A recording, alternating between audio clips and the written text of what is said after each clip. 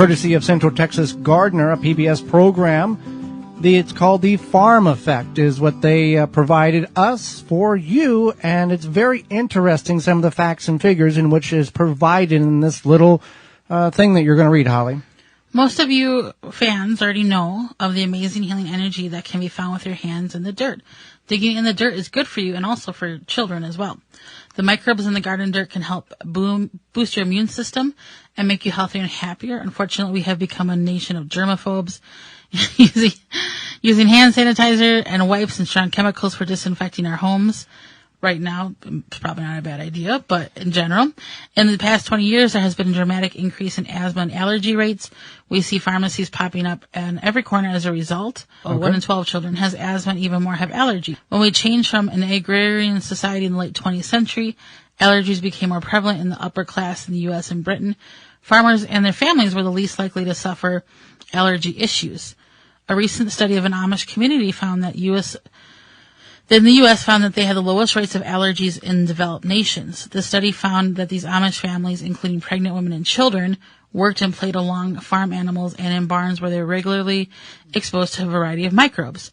Women are exposed to microbes while pregnant and have been found to have children with the lowest rates of allergies. The initial exposure causes the children have less reaction to pollen and dander, a sort of vaccination effect, which was named the farm effect. The problem is not that the pollen is out there, it's that we react to the pollen, and early exposure to allergen allows children's immune systems to adapt to their environment. A common soil mycobacterium was found to have a natural antidepressant effect on the brain, and it can actually have the same effect as the drug Prozac on the brain without all the side effects. Working in the soil can help stimulate serotonin production, which leads to feeling more relaxed and happy. When we harvest food, the brain produces more dopamine. There is an actual harvest high that is probably linked to our primitive brain when hunting and gathering successfully was crucial to survival. Having your hands in the soil can lower blood pressure and stress hormones to improve memory. Inflammatory skin conditions like psoriasis and gut conditions like Crohn's disease, even arthritis, can be improved by experiencing soil microbes. Gardeners get lots of vitamin D from being outside, and also increase the feel-good hormone, serotonin, and regulate melatonin levels, which leads to good sleep. Children who play outside regularly tend to be more adventurous, confident, and self-motivated, and use their imaginations more. So get the kids involved in gardening as early as possible.